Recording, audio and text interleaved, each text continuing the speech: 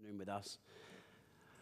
There are a lot of familiar faces in the audience, a few less familiar faces, and I ask for the patience of those who know us really well, because I would like to tell everyone just a little bit about how we look at the world, then a little bit about how we work, how our process works, and finally, a little bit about who we are and who to speak to on various different asset classes.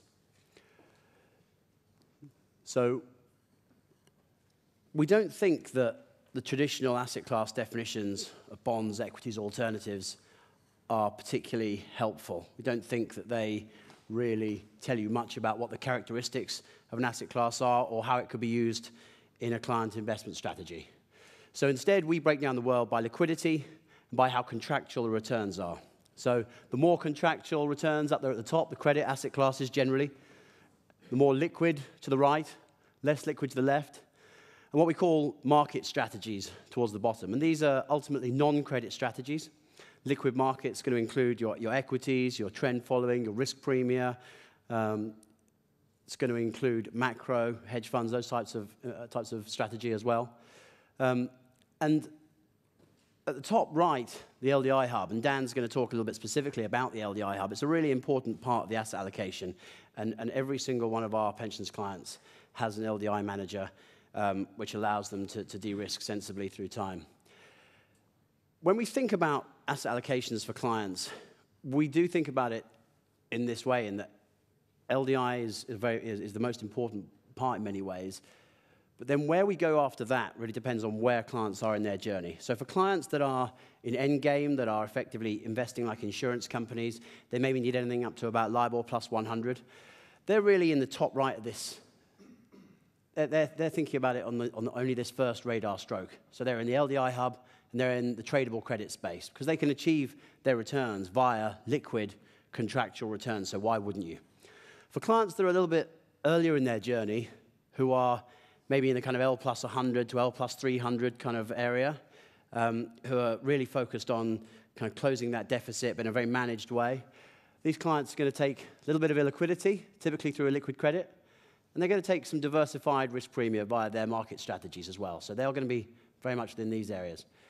But for clients who are even earlier in their journey, who have more ambitious risk-reward targets, that's where ultimately we need the whole toolkit. So that's where these illiquid market strategies, which is going to be infrastructure, property, potentially even PE, are going to come into play. And Kate's going to talk a little bit about our work in property and how relevant that is going to be moving forward. So that's the way we look at the world. And here are the preferred lists that we've completed so far and which are being updated annually. So the vast majority of the world is now under coverage. A few bits and pieces in progress right now: EM equity, opportunistic property, low vol equity, and cash management. A few bits and pieces for Q1 2016, notably developed market equity styles. Nick's going to talk a little bit about those as we go. And finally, at some stage, we think we're going to take a look at equity long short, but it's definitely a little bit further down the priority list. So that's how we look at the world. And then what about our process? What have we actually been up to? Well, what you can see is that since we started the preferred list process, we have received information from 755 managers via some sort of RFI process. So they've sent us information for us to assess and for us to put through our screening process. And our 10 screening criteria are shown here. No to scribble like a mad person, by the way. These will all be available online after the presentation, so don't worry about scribbling away on anything. What you'll notice about most of these is they're much more qualitative than quantitative. We try and leave the quantitative stuff for the selection stage, but there are some pretty important ones here. Commitment to product. You don't really want to go into a product with someone that's not committed to it. You want to have capacity. You want to have business alignment. You want to have an appropriate product. So we've met and indulged in a much more intensive due diligence process with 248 managers, and these will be within the context, usually, of a pretty snappy 2-week preferred list process. Try and take as many of our meetings for a given preferred list within a 2-week period to allow us to benefit from the power of comparison. And when we meet those managers, we're looking to assess them against these 10 competitive advantages. And these are really the characteristics we believe of successful managers. Some managers might have 8 of them, very few. I don't think I've ever seen anyone with more than 8. Some might have as few as 3 or 4, but what's really important is that they're the right ones for your asset class. And that's something that we talk about a lot at Investment Committee. What are the most important characteristics within given asset classes? And when we've identified these preferred managers, one of the really important things we do is that we think about what might change, what might evolve with them. So we identify those factors in a forward-looking basis through our proprietary Red Radar monitoring tool, where we identify the things that might make us change our mind. So when we're hiring a manager, we want to think very clearly and understand about what might make us change our mind, what might make us fire that manager in the future.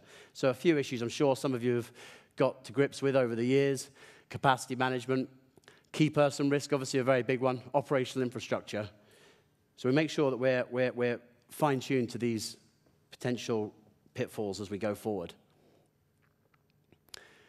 And that's all across 22 preferred lists. Always a really important, or as I understand it, very interesting slide for you guys, how we've allocated capital since we last met at the Manager Forum in February 2014. This was originally called What's Hot and What's Not, but I had a very disappointing experience with that website once. So I thought we'd change that round. As you can see, we've allocated just over £10.5 billion since February 14. And reasonably equally split across the LDI, liquid markets, liquid credit, illiquid credit. Illiquid markets definitely been a little bit less in vogue, but as I mentioned at the beginning, I think that will start to change through time now. When we drill into these, take away the LDI, put that to one side, drill into these, what are the most important allocations within these? Liquid markets, very much dominated by 3 areas: risk parity, DGF, and also by volatility-controlled equities. Liquid credit, 3 key areas, again: buy and maintain, absolute return bonds, multi-class credit.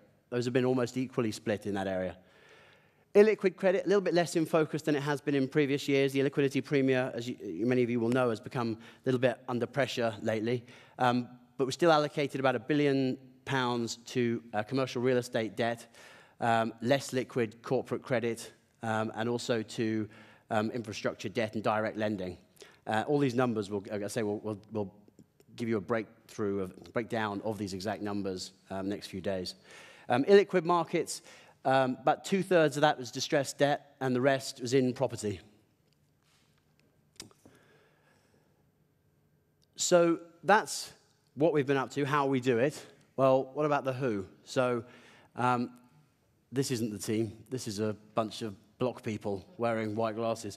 But the team is here, and there are a few new faces, some of whom many of you will know, but I think definitely new since we last met in February 14. So I'll go through them one by one quickly. Nick Samuels, many of you will know, who has joined us as Director in Equity Research from SCI. He'll be speaking in a few minutes.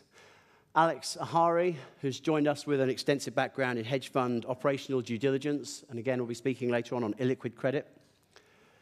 Dan Swain, who has joined us from Friends Life, and he's a reporting specialist who's working with us to really enhance our reporting processes, and I'm sure he'll be in touch with some of you over the next few weeks and months. Chris Bekos joined us as an associate from Towers Watson, and he's working in Step 4 in the liquid credit area with Greg. So I'm sure some of you have met him.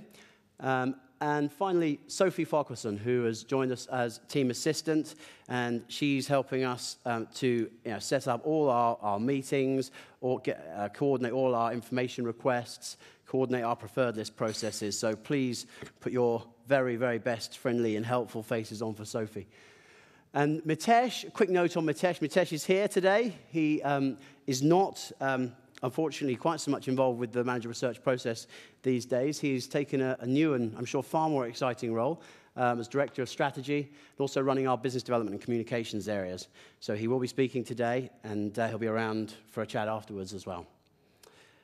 So that's the team, and these ticks delineate who you should be talking to for various asset classes. So from the top, the LDI, then the liquid markets, liquid and semi-liquid credit, illiquid credit, illiquid market strategies, and finally on the reporting side. And with that, I'm going to turn the stage over to Dan Mikulskis, who is going to debunk some myths in the LDI world. Thank you.